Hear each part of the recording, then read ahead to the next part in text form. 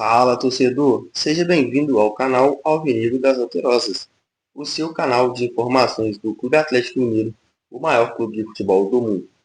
No vídeo de hoje nós iremos falar dos pontos negativos e as lições que a gente pode tirar do jogo de ontem contra o Vasco. Classificação muito importante, porém, passada a euforia da classificação, é hora de sentarmos à mesa e debatermos algumas situações. Acabou agora faz uns 20 minutos aí, a partida entre Flamengo e Corinthians, onde o Flamengo, com um a menos e segurando o empate, está classificado e nós iremos enfrentar o Flamengo pela decisão da Copa do Brasil. Então vamos lá. Primeiro ponto que a gente tem que. O princípio, né? A base aqui do nosso comentário de hoje. A CBF não pode permitir que um campo, naquele estado, é lógico, choveu, mas um campo daquele ali não é adequado para a prática do futebol. Você viu ali que o Vasco da Gama, atenção que eu vou falar, o Vasco da Gama só conseguiu aquele gol devido ao estado do campo. Se tivesse em condições normais, o Vasco ia tomar um amasso do Atlético. A equipe do Vasco é muito inferior à equipe do Atlético. Tanto é que o Vasco não conseguiu criar uma jogada o Vasco não conseguiu. O Vasco foi para a partida para fazer cruzamentos para o Veguete. É só isso que eles fazem. E um campo daquele, com condições deploráveis ali da prática do futebol, do bom futebol, que o Atlético pratica um bom futebol, favoreceu muito a equipe do Vasco da Gama. A equipe do Vasco da Gama, aquele pênalti foi um pênalti claríssimo, e aí está o primeiro ponto desse elo aí que a gente vai falar. O Otávio não pode ser infantil de cometer um pênalti daquele, sabendo que tem VAR. O jogador de futebol não pode ser ingênuo de meter a mão na bola e achar que o VAR não vai ver. Camarada, o VAR tem 200 câmeras e numa dessas ele viu. E ali a gente poderia ter tomado aquele, tomando gol de pênalti, poderia ter tomado outro ali de cabeceira, que eles cruzaram 200 bolas, a gente poderia estar fora por conta de um erro juvenil, é um erro infantil do senhor Otávio. Mas agora vamos voltar aqui. A equipe do Vasco da Gama jogou o jogo inteiro buscando mais um pênalti e teve essa oportunidade ali. O Batalha no lance ali foi por isso aqui que a bola não pega na mão dele, seria o segundo pênalti, a gente ia embora. Então, assim, foi uma partida muito complicada para o Atlético, porque o campo não deixava praticar o futebol. O Hulk, que fez o gol, foi um golaço, um cara decisivo, o melhor jogador que nós temos. Quando ele troca ali alguns passes com o Scarpa e com o Paulinho, o Atlético consegue produzir grandes chances. Isso é um ponto muito importante. O Paulinho e o Hulk não podem ficar distantes. Então o Milito tem que dar um jeito de aproximar mais. O Paulinho é um jogador importante. Sem a bola, ele corre muito. Ele está em todos os locais do campo. Ele arranca bem, ele finaliza mal, mas ele tem uma função tática muito importante. E aí, a gente tem que falar do Hulk o seguinte: o Hulk tem alguns jogos que ele chuta a bola lá da área do Atlético no outro gol. E um jogo daquele que era para chute, o único chute que ele arriscou foi o gol. Então essa estratégia do Atlético, o Milito tem que pensar um pouquinho melhor. Por quê? Não dá para você ficar virando bola toda hora. Você viu que o Atlético começa a vira. Fica muito fácil você marcar quando você só tem uma jogada. O Atlético tem que criar mais. Ali não dá para criar porque o campo estava um pasto. Porém, o Hulk teria que chutar mais, teria que ter mais chutes fora da área. Com Otávio, Batalha, Franco, Hulk, alguém tinha que chutar de fora da área. E esse tipo de estratégia, o Milito ainda não consegue fazer essa leitura durante o jogo e demora um pouquinho. O Milito também, para mim, errou ontem na substituição, demorou a substituir, demorou muito. O Atlético poderia ter tomado o segundo gol, porque o Vasco começou a cruzar a bola, e a bola bate aqui, bate ali, porque os jogadores começaram a escorregar devido ao campo.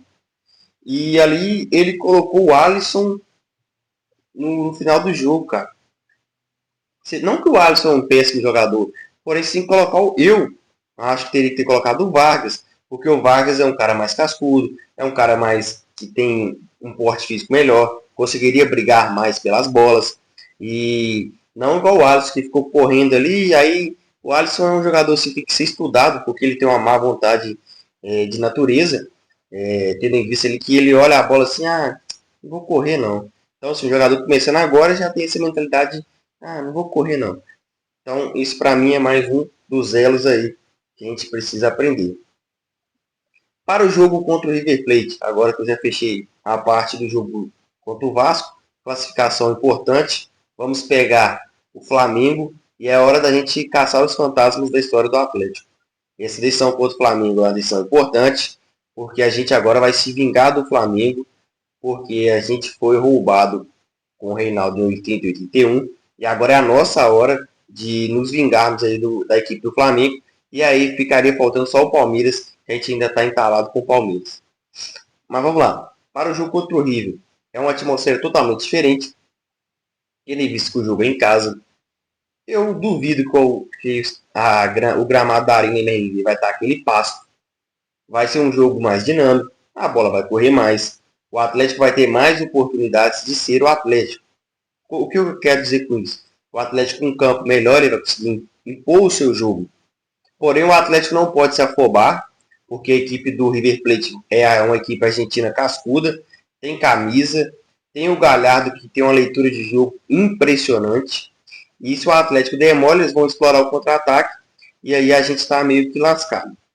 Porém, o Atlético também não pode tentar ganhar na Argentina, porque lá, com 80 mil torcedores, será uma atmosfera assim duríssima ali, clássica de Copa Libertadores.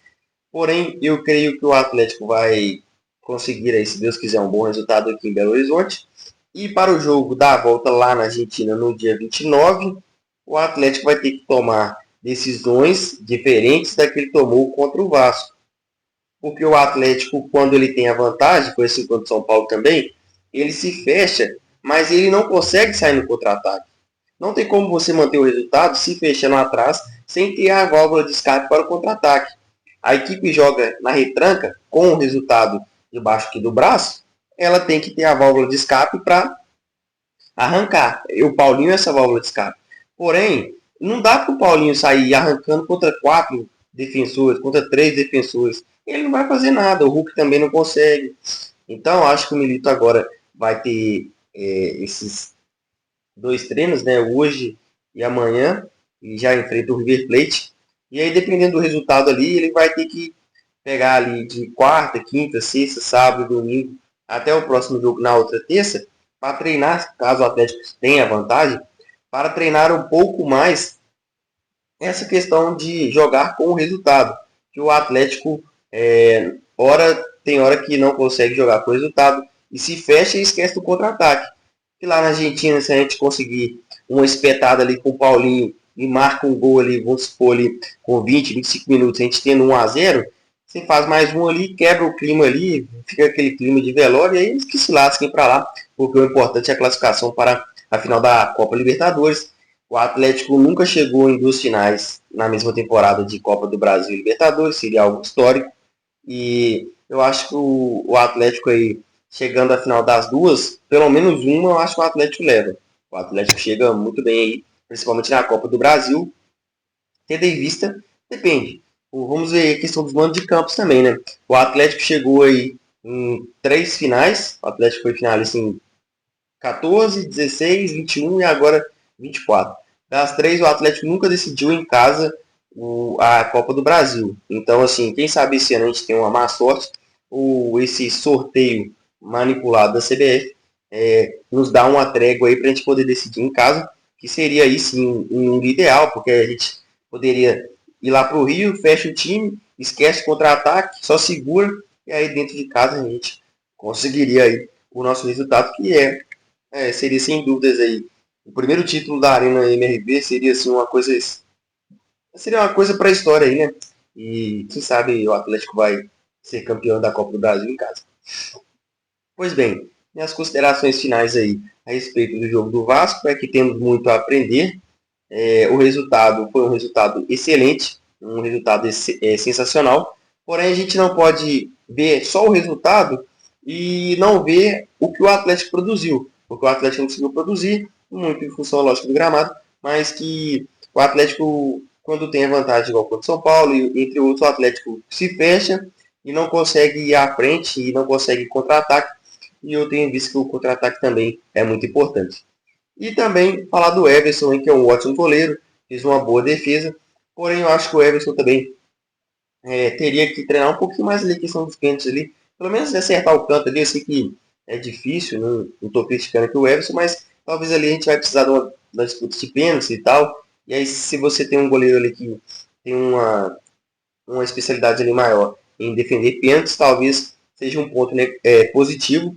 E a gente não sabe aí do futuro. É lógico que a gente espera que o Atlético passe sem precisar dos pênaltis, mas caso precise, a gente tem que estar pronto para tudo, né? Então, esse foi o vídeo de hoje. Espero que vocês gostem. Tem muitos conteúdos ali no canal de documentários, que é uma coisa que eu gosto muito de fazer. Peço que você se inscreva e deixe seu like e vê os outros vídeos aí. E aí até a terça-feira, depois do jogo, que a gente vai fazer o pós-jogo ali. E aí a gente vê o que aconteceu. Muito obrigado a todos.